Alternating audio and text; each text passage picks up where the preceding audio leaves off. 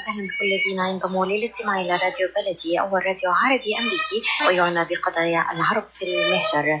برامجنا في راديو بلدي كل يوم جمعة من 8 وحتى 9 صباحا في بث حي ومباشر عبر WNZK راديو 690 AM. صباح الخير بلدي، صباح الخير لكل مستمعينا. Welcome to Radio Baladi, the first Arab, Middle Eastern, and American simulcast radio show. Radio Baladi is broadcast every Friday morning on WNZK 690 AM from 8 until 9 Eastern Time on Good Morning Michigan. Our call-in number 248-557-3300. And now, stay tuned for the best radio talk show on Arab and American issues.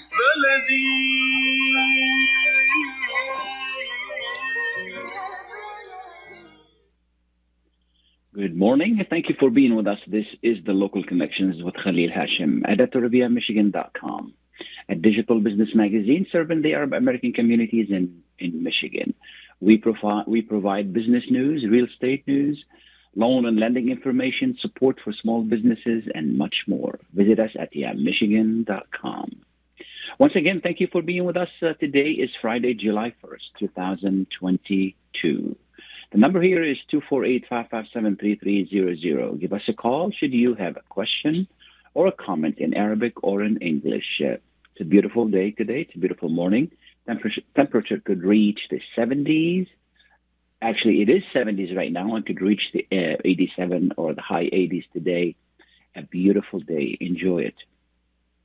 These are one of the few days in Michigan in the summertime in which the temperature is almost perfect. And this is what it needs to be anyway. You know, we suffer with all of this cold weather during the winter, and this is our reward. Enjoy the day. There's a lot in the news recently with the Supreme Court making a lot of changes and reversing tradition in America. And, as you all know, this is a conservative court. When a president runs, a candidate runs for president, we always tell people that the only reason you want to select that president is, for one of the main reasons you want to select the president is the fact that that president is going to appoint certain individuals to the Supreme Court, and that's what's going to tell us the course of the country for the next who knows how many years. The recent two candidates were young people, and they're going to be there for a long time. So it's very important to know who you are sending to Washington, D.C., who are, voting for. And a few years back, Michigan sent the first Palestinian Americans to Congress, Rashida Tlaib. And now another Palestinian American wants to go to Congress as well. And again, talking about who we need to send to Congress, we need to send the people that we really think and know that they're going to do the job that needs to be done. And this new person that wants to go to Congress from Michigan is Arraf. She's has been a lawyer and a human rights activist for some time. And we're going to be talking to her this morning to find out what her plans are and why she wants to go to Congress in this atmosphere. Is Huwaida with us, Mike? Good morning. Yes, she is. Good morning, Huwaida. Good morning. Thank you so much for being with us. Thank you for having me. Good morning to all the listeners. Absolutely, absolutely. So you want to go to Washington, is that correct? Yes. I want to go because I think I need to go, looking at the state of our country and our rights right now. Absolutely. Tell us a little bit about you and where your ancestors. I mean, you're a Palestinian American, and where you grew up, what you do and you did for a living, and then we can talk about why you want to go to Washington. Sure. Thank you for the opportunity. And again, good morning to you and to all your listeners. It's an honor to be here with you. I'm the daughter of working class immigrants. My parents came to this country when my mom was 9 months pregnant with me, and I'm the oldest of 5 children now. They came to escape violence, occupation, and oppression, and to give me and my siblings a chance at freedom and opportunity, which was denied in Palestine and is still denied in Palestine today. We were lucky my father found a union job with General Motors and worked very hard every single day to give me and my family what we had, which wasn't a lot, but it was enough. And I'm so grateful for that. I went on to try to give back because I knew that I was lucky and so many people do not have the things that I had. Again, freedom, opportunity. I had a roof over my head. I had a bed to sleep in. I had food on the table every day. Millions and millions of people around the world don't have that. Where do you rank among your siblings? Where do you rank among? Are you the oldest? I am the oldest. Okay. Yes, I am the oldest of 5. Okay. And your family came directly to Michigan, is that correct? Yes. Okay. Yes, my mom had a brother here who did the paperwork for them and brought them over. It was a little bit easier back then to immigrate. Yeah, and that's what they did. Yes, maybe a lot easier. And so I was always looking for ways to give back and to be of service. After I graduated from the University of Michigan, I had the opportunity to go to Palestine to work for a U.S. organization for a while. And then the violence and the oppression that I saw on the ground there. Which organization? The violence and the oppression that I saw on the ground in Palestine just prompted me and some colleagues to start an organization, a global organization that's for human rights defense. And that organization in 2004 was nominated for the Nobel Peace Prize, which I'm very proud of, but it consists now of thousands and thousands of people all over the world working against government repression and for human rights. I later went to law school to become an attorney to look for legal remedies for victims of human rights abuses and how do we hold human rights abusers accountable. I became an attorney, worked in international human rights, and then when I came back to Michigan, worked in civil rights at a prominent but very small civil rights law firm in Detroit. With COVID, I had to leave my job and homeschool my kids. I have 2 young kids who are now 7 and 9 years old. And then when things, kids went back to school, I was looking at the state of our country, this hyperpolarization. People can barely talk to each other because it's more about party now than really what we're struggling for. And also our rights being rolled back. I thought, I've marched in the street for years. I fought in the courtroom for human and civil rights. We have to be also using our voice at the ballot box to vote in people that care. And we also have to be stepping up to run because we need people that care about human rights and that care about protecting people's civil rights that are there at the state legislature, at local legislature, and in Washington making the laws. Today we have a system that only works for the small and well-connected few. A lot of our members of Congress are more interested in lining their pocketbooks, and the agenda that we see in Washington frequently is dictated by these companies with big money. And what happens is most people get left behind. And so the billionaires get richer. And then when we talk about policies to uplift, to support working families, to expand the middle class, to support small businesses in these ways, then we don't have enough money. We always have enough money to bail out the big corporations or they're not paying their taxes. But when it comes to the rest of us, people are being left behind, and that needs to change. And we change it by electing lawmakers again who will center people and will center human rights and civil rights in their policy making. And that's what I've always been about, and that's what I want to go to Washington to do. Absolutely. So your family still lives in the area, right? Yes, I was actually raised in the district. My district is the new congressional district. What city? 10. I don't know if we have a chance. My parents are in Clinton Township. I was raised in Roseville, and those are both part of the new 10th congressional district, which covers Rochester and Rochester Hills as part of Oakland County, Shelby Township, a little bit of Macomb Township, and then all of southern Macomb County. So you have cities like Sterling Heights, Warren, Mount Clemens, Roseville, Fraser, Utica, East Point, St. Clair Shores. Those are all part of the new 10th Congressional District, and it is an open seat. So there's no current member that's sitting in that seat.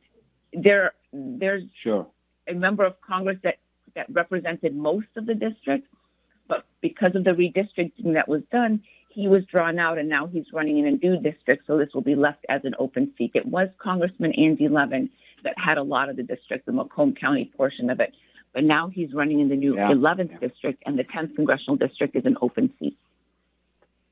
Yeah. Now, you're go back to, you're Christian, is that correct? Yes, I am. Okay. And a lot of people may not know that there's a good number of Palestinian Christians that live in the area here. Is that correct? Yes, actually, this district has a number of Christians from the Middle East, Arab Christians, Chaldean Christian. It's such a beautiful diversity that's here in this district. Arabic is now the most common second language spoken in the house after English. So, for example, if you go to the Macomb County Health Department, Arabic is the second language. And everywhere you go, we're a part of this district, socially, culturally, economically, but we're not represented enough in political office.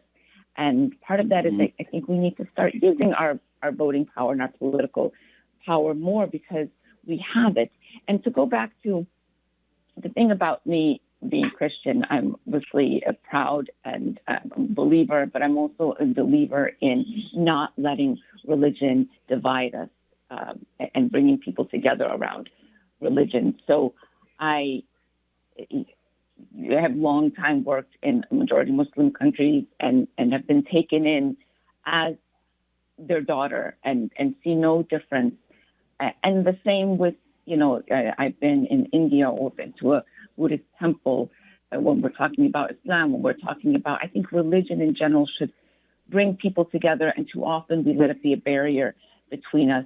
So while I am a proud believing Christian, I also feel comfortable in other households and want to make sure that in our policies here in the United States, and when we're talking about what U.S. foreign policy, what we're supporting abroad, is that we're, again, supporting and uplifting people people are free to practice their religion, that people are not persecuted because of their religion. That is something that is very important to me, especially, again, being a minority from the Middle East that we come from. But in Palestine specifically, the persecution that came in Palestine was always from the Israeli state and government.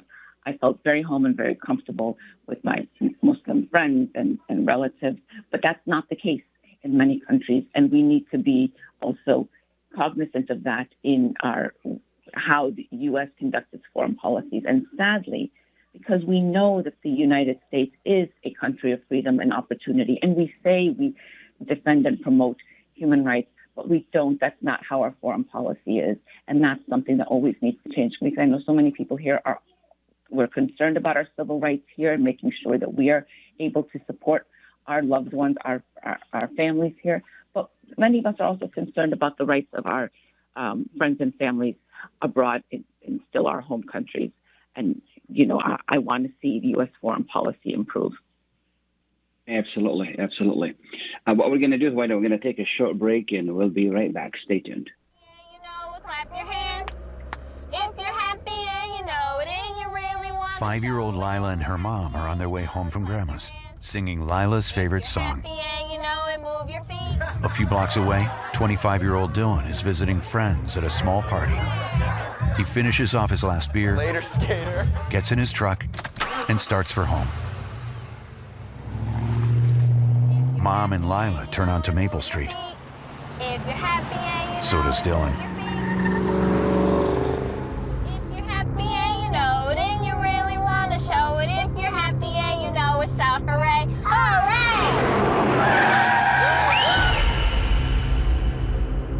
Every 50 minutes in the United States, someone dies in a crash involving a driver impaired by alcohol or drugs.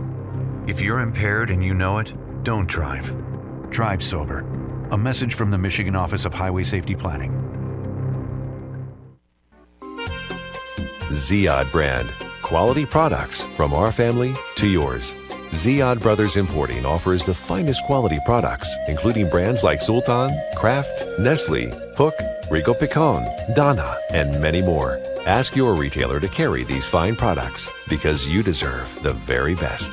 For more information, visit our website at www.ziyad.com. That's www.ziyad.com. Ziyad, quality products from our family to yours. Are your hands feeling numb? Do you feel pain opening up a jar, turning a key? Are you noticing that your elbow and your shoulder are becoming stiff? Or were you recently injured in your arm? Hello, I'm Dr. Albanjit Katranji, and at the Katranji Hand Center, which just recently opened down the street from the Somerset Mall, we can provide you with the latest in hand, wrist, elbow, and shoulder care. Visit us at www.katranjihandcenter.com to learn the latest techniques that we have to offer you, and I look forward to taking care of you. Visit us in Troy at 1565 West Big Beaver Road, Building F, or call Katranji Hand Center for an appointment at 248-869-4263. That's 248-869-4263.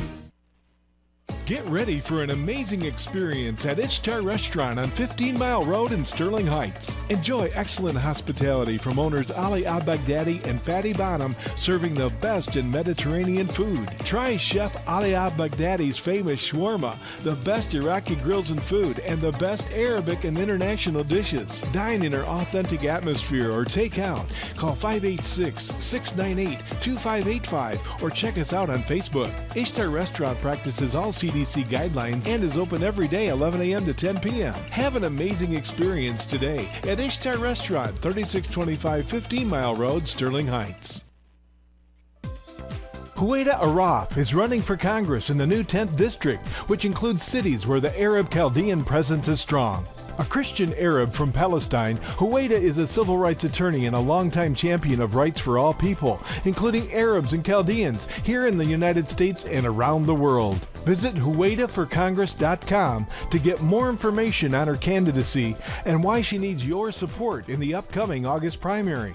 Give your vote a voice and help elect a representative of and an advocate for our communities. Vote for Huwaida Arraf on August 2nd or by absentee ballot.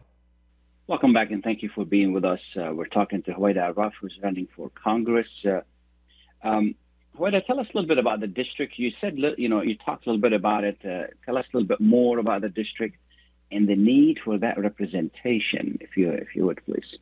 Yeah, sure. Thank you for the opportunity. The district Absolutely. is mostly southern and central Macomb County, but it includes Rochester and Rochester Hills of Oakland County. It is a district that is now in an open seat, and we have a lot of diversity in this district. We have a large Arab and Chaldean presence, but we don't have exact percentages because Arabs and Chaldeans, Middle Eastern, we don't have a box on the census, and the census is really what's used to determine the population and to know what population is where. So if you look at the results of the census, it'll tell you that it's 76 approximately % white district, but our community, the Arab Chaldean community, is included in that white population, again, because it's not distinguished in the census, which, just as a side note, there has been a campaign for a long time, and it will continue. We'll try again for us to get a box on the census, because it's important to know where our communities are, because the census and the numbers really determine services and services to your community, amongst other things, benefits that we get by knowing where our communities are. But it also has a lot of South Asians. We have a growing African American community. It's very diverse, although it has a history of being not very diverse, but it is, and everywhere you look around, you see the mixing of cultures, and it is I think, a lovely place, actually, to grow up. My parents, when they came to this country, settled not originally in Detroit, but after a couple of years moved out to Roseville, and then have stayed in this area. it is, I think, really important to make sure that we are also recognized as the American story and part of the American fabric in every single way. We know that we frequently experience discrimination in many different ways, and we're fighting it on civil level in the different ways that we're working with our organization, with education, sometimes legally if it comes to that. But fighting discrimination it has many different facets, and a lot of it is also being present and making connections and being seen as not the other, but as very much the American story and part of the fabric of this nation. Your white neighbor is also an immigrant to this country, maybe a couple of generations back, but no more American than you are and than we are, and we shouldn't always be others. And that's why I'm so proud here to what I said. We're part of the culture here and part of the economic fabric of this country in so many different ways, but not represented at the political level in elected office. And that is a step I think that we need to take.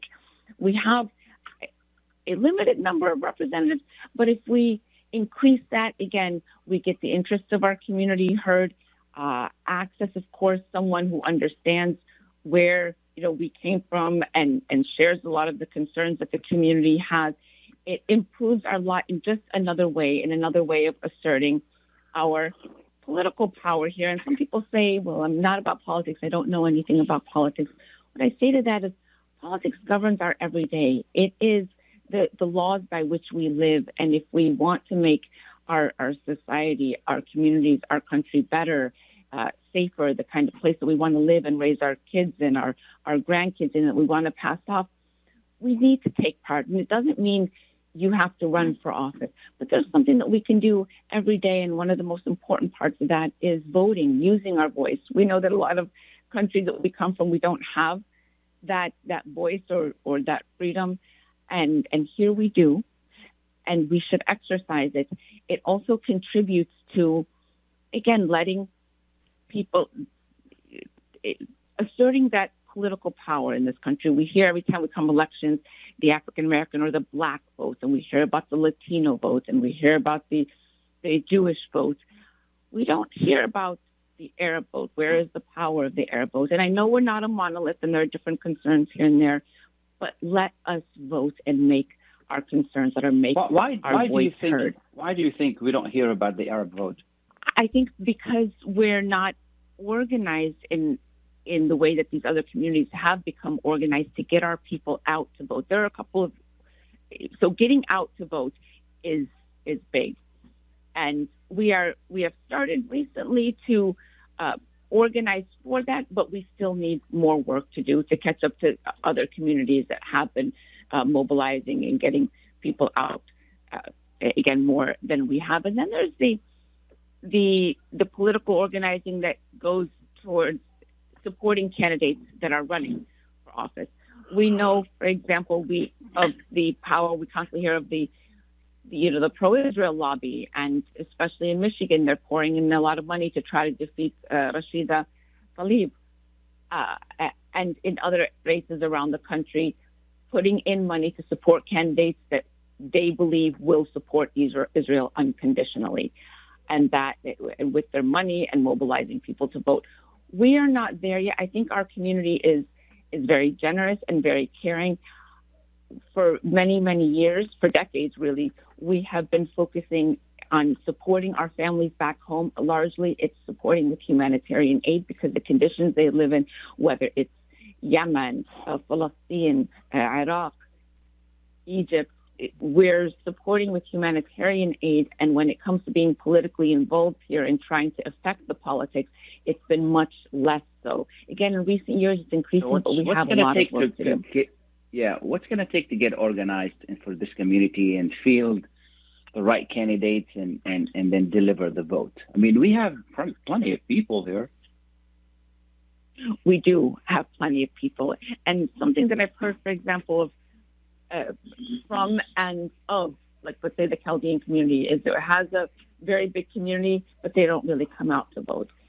That is a shame. The Chaldean community has the power to vote en masse, and so that they can be a political force that uses their power of the vote to make sure that they are electing candidates that represent them, and that electing candidates that will also represent their concerns and be receptive to their concerns. That's very important. So what it's going to take a lot of education and information, how important it is for us to use our votes. And part of that education is not to be afraid, not to think that you have to, know everything, but we have to care. We have to care about who's being elected, because as you started the show saying, there is turmoil in this country in terms of what the Supreme Court is now doing. Just last week, the Supreme Court said that states, cannot regulate guns. We are seeing massacres in this country, and we need gun safety laws. We had yesterday the Supreme Court come down with a decision that says the Environmental Protection Agency cannot regulate pollution from these big corporations that are polluting our country and that are going to make our planet unlivable for our children and our grandchildren. The Supreme Court saying, voted on the side of big money.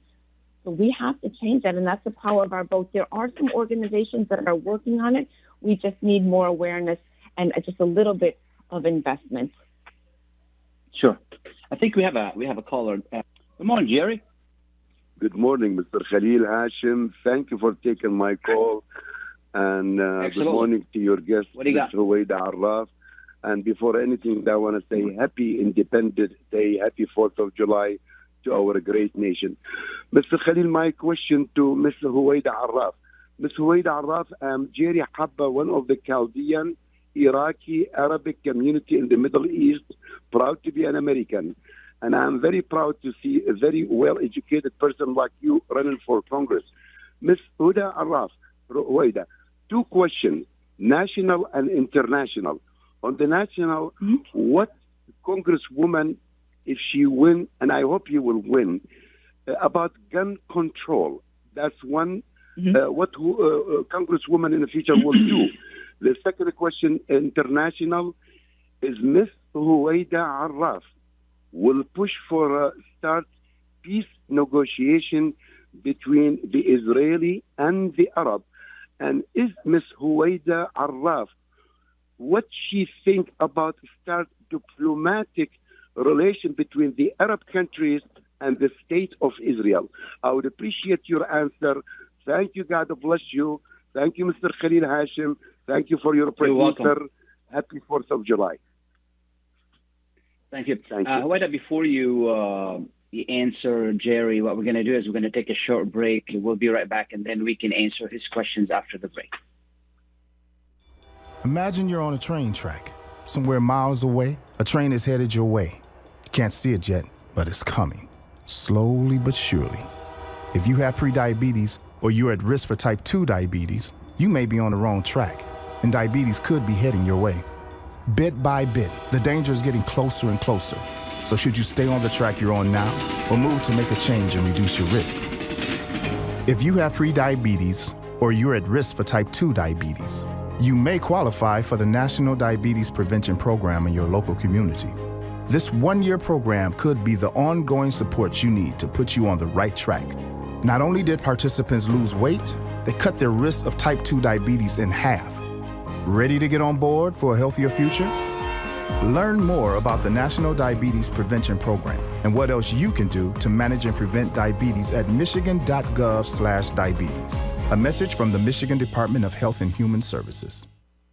When you're looking for the best in optical care, Dr. Imad Nakash is your doctor to see. With years of experience and thousands of successful procedures performed, you can trust your eyes to Dr. Imad Nakash. See Dr. Imad Nakash and his professional staff for your eye care needs. There's 2 locations to serve you. In Hazel Park, call 248-336-3937. 248-336-3937. In Rochester Hills, call 248-299-3937. That's 248-299-3937.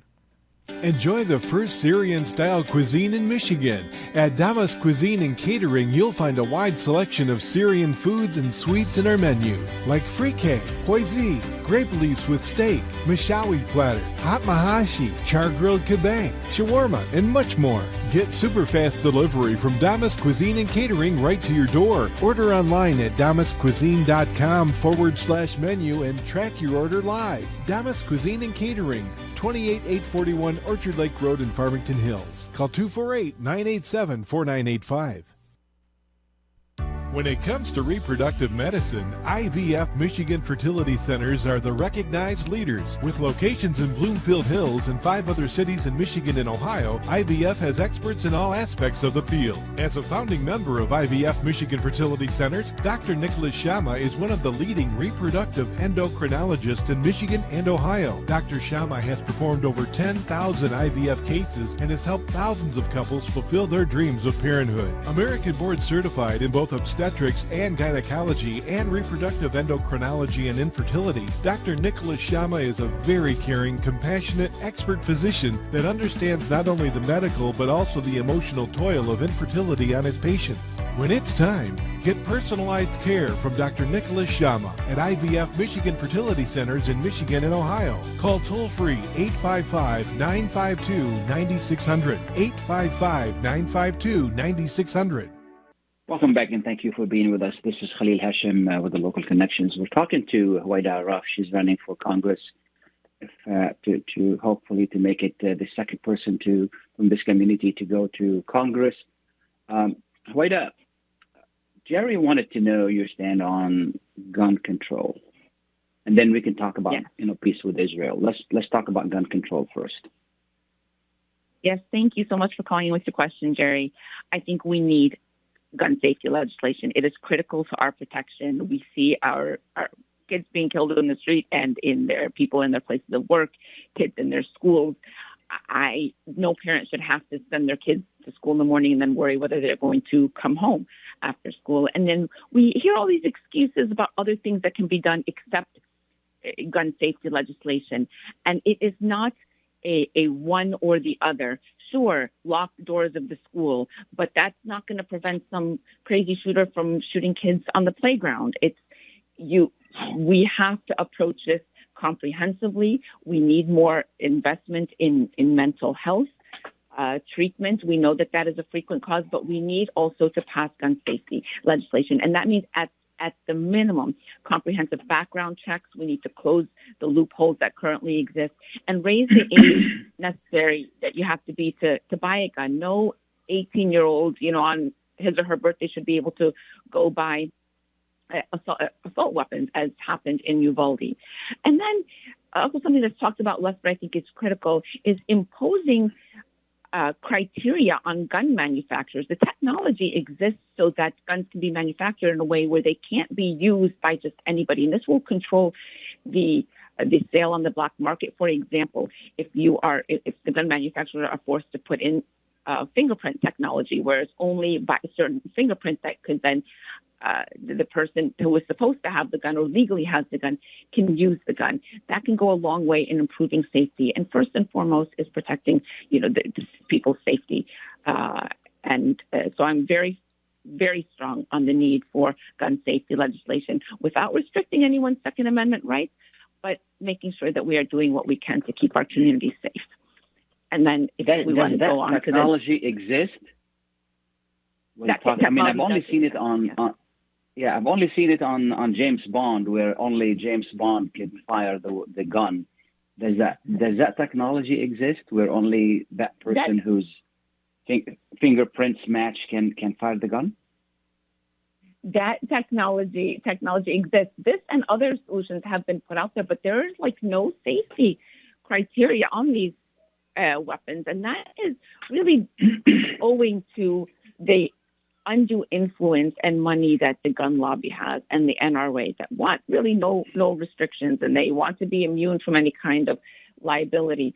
And so it keeps Congress and members of Congress from voting a certain way, because too many members of Congress get a lot of money from gun manufacturers the NRA, what we call the gun lobby. And that is why it's also so important that we reform our electoral system, our campaign finance system, so that this big money is not controlling how our elected representatives vote. That strips us of our voice. We elected them. They should be responsible for the people. And if we look at gun safety specifically, an overwhelming majority of Americans, nearly 80-90%, I think the last poll I saw, including gun owners, want and support gun safety legislation.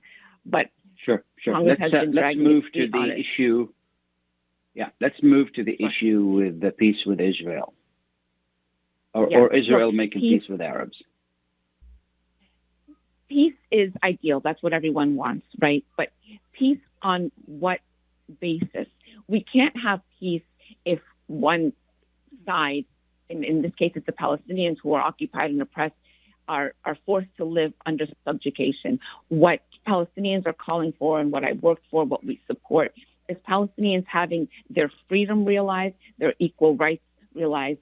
Nobody wants to live under a state of subjugation and oppression. And that's what you have here. When we talk about peace, unfortunately, what is being projected and put out there is that Israel has to be recognized as a Jewish state.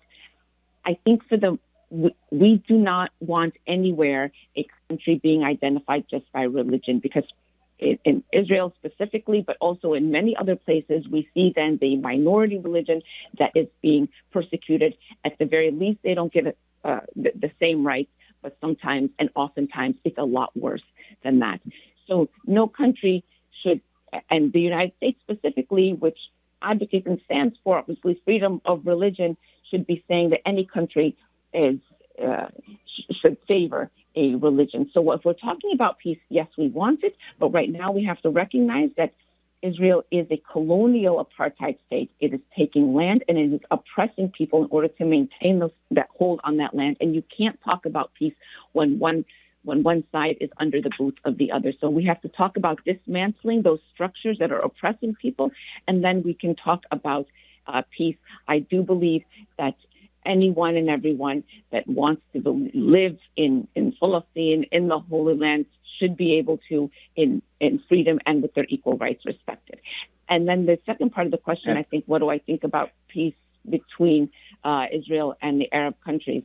Look, one of the ways that Palestinian civil society and people that are for freedom and human rights have been calling for is to boycott and isolate Israel, like really the world community is trying to do now with Russia in order to support Ukraine.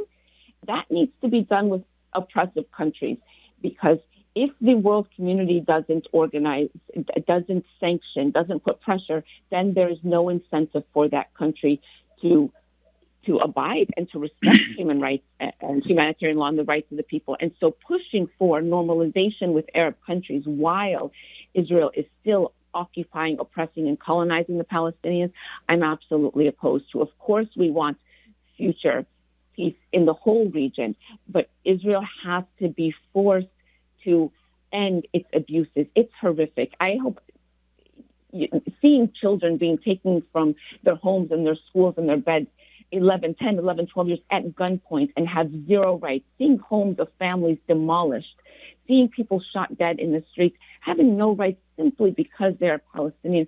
This has to stop. And Israel has not been held accountable for the lives they've destroyed and continue to destroy. And we as a people that care and that don't want to see this kind of system and this kind of world for anybody need to take a firm stand against it. So normalization while Israel continues to do this, no. After Israel stops, ends its colonization, occupation, oppression, and Palestinians have their human rights respected, yes. What are the other issues that are important in your campaign for your district? Everybody right now is really suffering from the economy. Obviously, inflation is huge on everyone's mind. I think what we need to do with that, first of all, inflation, to help control it, we need to stop price gouging. There are a lot of the big CEOs that are profiting off of people's pain right now. So price gouging needs to stop, and Congress can do that. They can pass a resolution to stop price gouging and to make those that are unjustly profiting like this off of it being held accountable. Second, we need to bring manufacturing home. We know that a lot of the inflation is due to the fact that we are so dependent on foreign manufacturing, especially when you're talking about my district, which is a manufacturing district. Bringing some of that manufacturing back home will do a lot to create good jobs and well-paying jobs here and control that inflation. And then we need to pass policies that are going to help working people keep more of their paychecks. For example, I am supportive of a law that will help people that work over 40 hours not be taxed on that over 40 hours, because we have people right now that try to put in extra hours just so they can bring a little bit more money home, but that puts them in a different tax bracket, and all their money goes to taxes. So once you work 40 hours, anything over 40 hours should not be taxed. We need to make a pre-K available and affordable for all families so that every child can have that opportunity, and the education that you give to your child. The pre-K is not just dependent on whether you have the money to afford it. Daycare is so unaffordable, and so many parents, so many mothers can't work because then their whole checks will be going towards daycare. So making some of these things, and healthcare is another big one for me. I talk to so many people who are really struggling healthcare. One man last week told me that he was a 3-time survivor of cancer, and within the first year of being diagnosed with cancer, lost his entire life savings. And that is not unique. 40% of all Americans within the first 2 years of being diagnosed with cancer lose their entire life savings. Nobody should have to go broke because they need medical care. When you are worried about saving your life or the life of your child, you shouldn't also have to worry about whether you're going to be able to afford it. And so we need to have Medicare for all, a system where everybody is guaranteed health care, and this is not dependent on how much money you make. So health care, we also have the environment, certainly the economy, and helping working families cope, bringing down controlling inflation by stopping price gouging and bringing manufacturers home. Those are some of the top issues here, and a lot recently has been gun safety. And another big issue is a woman's right to choose. And I know that this is a divisive issue, and especially in the Arab and Chaldean community, which I understand some people are absolutely opposed to abortion. But what we need to know is that trying to ban abortion is not going to stop it. It's just going to make it unsafe for the most marginalized today. There are other things that can be done so that people that are concerned about preserving life, which I absolutely understand, but banning it, making the government have control over women's lives, which the government doesn't know the condition of a woman, her health, and many other situations. This is going to make the situation of women, their health is going to jeopardize it, and it is disastrous. So this is things that my constituents have been talking to me about, because I'm on the doors and out in the community talking to people every single day. Absolutely. Now, you're running as a Democrat or as a Republican? I'm running as a Democrat. I usually, when I try to talk to people, I don't come out and say that. I think we have become so hyperpolarized where if you say you're one or the other side doesn't want to talk to you, and it shouldn't be that way. In essence, most people want the same things for their family. We want opportunity. We want and the freedom to work and to make a decent living wage so that we can support our families. We want safety in our communities. We want the freedom to practice our religion and our culture and respect. How can we do that together without othering people? Oh, you're a Democrat, I don't want to talk to you, or you're a Republican, I don't want to talk to you. Our country has become so hyper-polarized that people feel like they can't even talk to their neighbors.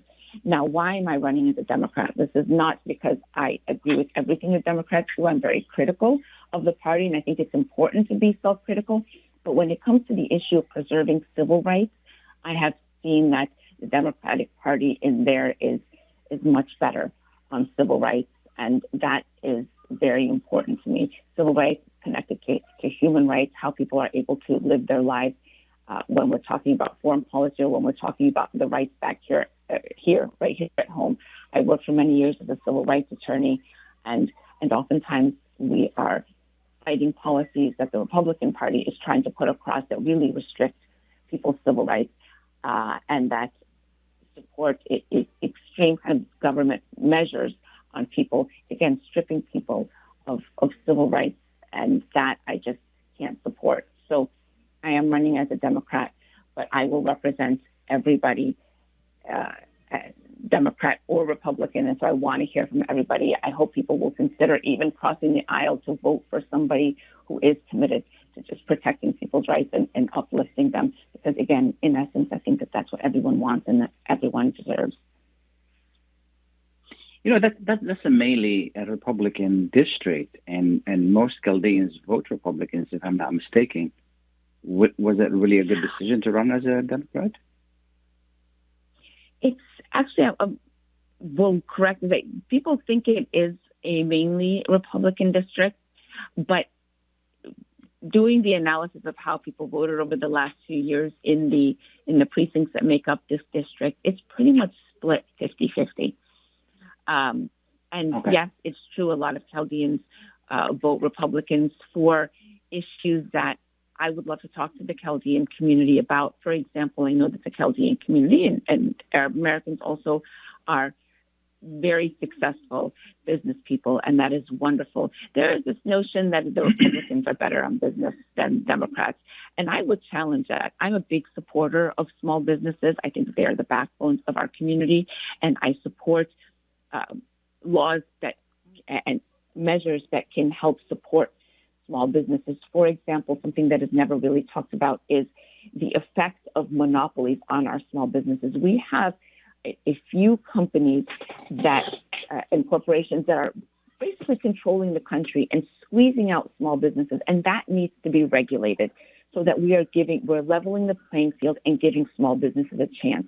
We need to have more incentives for small businesses in the forms of grants and other support, and especially for women-owned businesses and minority businesses, so that we are allowing these businesses to start up and to be able to succeed, because it isn't easy starting a small business. And then with my policy of trying to making sure that we are covering healthcare for all, that takes that burden of providing healthcare off small businesses and allows the investment in other areas of building up businesses and other measures. So let's not think in any way that just because I'm running as a Democrat, I will not be friendly to small businesses. And other issues of why people might vote Republican instead of Democrat, I would love to hear about, and would love to hear about how I can be an advocate for the issues that people most care about. Again, mine always comes back to how can I best fight for the very things that my parents came to this country for, and probably the very things that your listeners came to this country for, or their parents came to this country for, and the freedom, the economic and other opportunities that we want to see our kids have. And I think it would be phenomenal to elect, again, more representatives of our community to office, because we are paving the way then too for our children. And Democrat or Republican, I hope that is something that we can all agree with and support. But I don't think you can find another fighter for the people. I have not been afraid I don't want to say I don't want to be afraid. I'm afraid. I have been shot at. I have been beaten. I have been arrested to try to protect people and to stand up for their rights. I have been afraid, but I think the principle is important, and that people can't be abused. We have to protect that at all costs and give people, again, the freedom and opportunity. And that is what I'm all about. And I don't care as much for the label, but I am running as a Democrat. What are you doing to connect with the Chaldean communities? We opportunities like this to be on your show, so we are trying to reach people via, media as much as possible that we can get. I am not running commercials, on TV or anything, because that costs a lot. That costs a lot of money, which I don't have. I'm running a very grassroots campaign. but also reaching out to people, organizers and leaders within the Chaldean community, and going door to door, knocking, going where I think where Chaldeans are, and trying to connect in any way that we can reach them. A lot of the places I know are religious, and some places of religion do invite us in, and some are more restricted. And so we have been trying. Some ways we're getting in, some ways we're not, but we are trying to go everywhere where the community is. And one of the best ways I think to connect people is going door to door. So I'm trying to also come to your door. Absolutely. But I invite people we got... please connect. Oh, sorry, go ahead. I said we got 2 minutes left. So one question, quick question is, what makes you the best candidate? And final question is, why should people vote for you, and how they can reach you if they want to support you? Great. Thank you for those questions. I think what Absolutely. makes me the best candidate is really my lifelong commitment to standing up and protecting people's rights. And that's what we need. I am a fighter for the people. And when it comes to understanding international affairs, having that experience, I am also the only candidate that is running in my race with that experience. So having the immigrant experience, which is specifically important to our communities, knowing internationally to having international experience, because a member of Congress is not only legislating for local, we are also legislating on foreign policy, and too many members of Congress do not understand what's happening, and I do have that perspective. And so being a fighter for the people, having that international perspective, and being ready and willing to work day and night to do everything I can to uplift people in every way possible.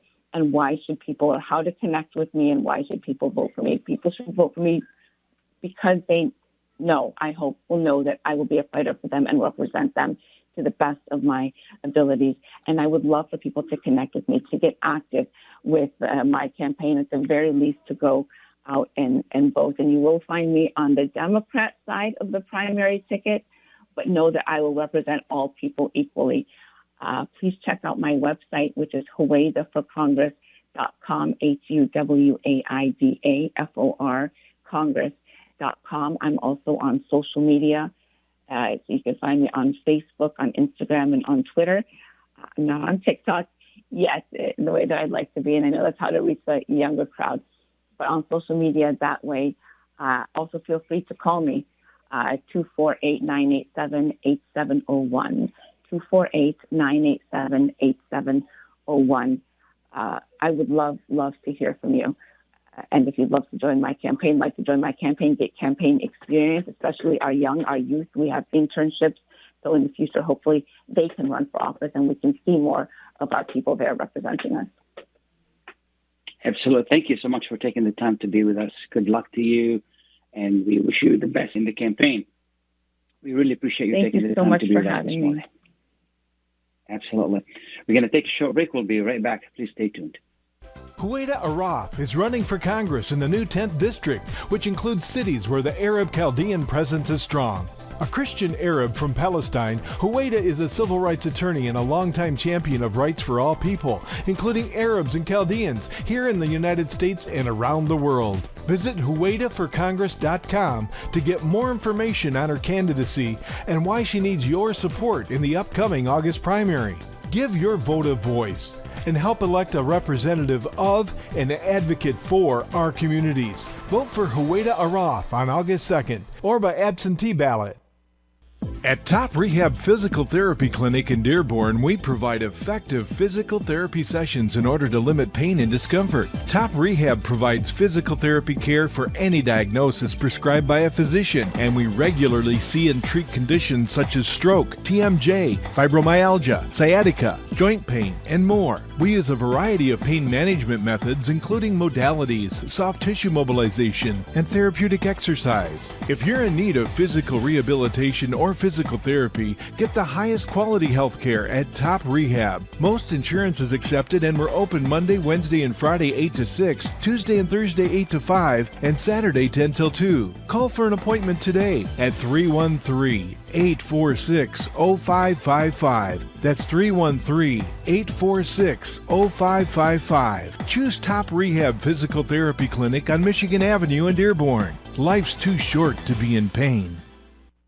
Life is a nonprofit charity that's provided humanitarian aid and development to people and communities for over 25 years, regardless of race, color, religion, or cultural background. When disaster occurs here or around the world, Life for Relief and Development rushes in to provide food, medical aid, and shelter to those in need. Please help improve these efforts. Make your tax-deductible donation to Life now at lifeusa.org or call 248-424-7493. Are you going to start a restaurant or grocery store soon? Do you need floor plans and designs? Call Najee Abood at 734-744-9796. Do you want to buy kitchen and restaurant equipment at discount prices? Call Najee Abood now, 734-744-9796. New Concept Products and Design, the trademark of kitchen equipment. 5% discount on all purchases of $75,000 or more. New Concept Products and Design, new location, 31185 Schoolcraft in Livonia. Learn more at www.newconceptproducts.com. Call Najee Abood, 734-744-9796. Kashat's Mediterranean Market in Shish Kebab offers a great array of your favorite Mediterranean meals. Meals range from lamb specialties, shawarma sandwiches, and seafood dinners. Plus, they offer big trays of your favorite food and so much more. Kashat's Mediterranean Market in Shish Kebab is located at 32839 Northwestern Highway in Farmington Hills and is open from 9 a.m. to 9 p.m. So stop in or call Kashat's today at 248-538-9552. That number again, 248-538-9552. Kashat's Mediterranean Market in Shish Kebab will definitely leave you satisfied. Welcome back and thank you for being with us. This is Khalil Hachem. I want to thank you for being with us on this Friday, and we wish Huwaida best of luck running for Congress. If she makes it, she'll be the second Palestinian American to go from this community to Congress. Best of luck to her. Thank you, Mike, for a great production. You guys have a wonderful, wonderful and safe weekend. Thank you, and happy holidays. Bye now.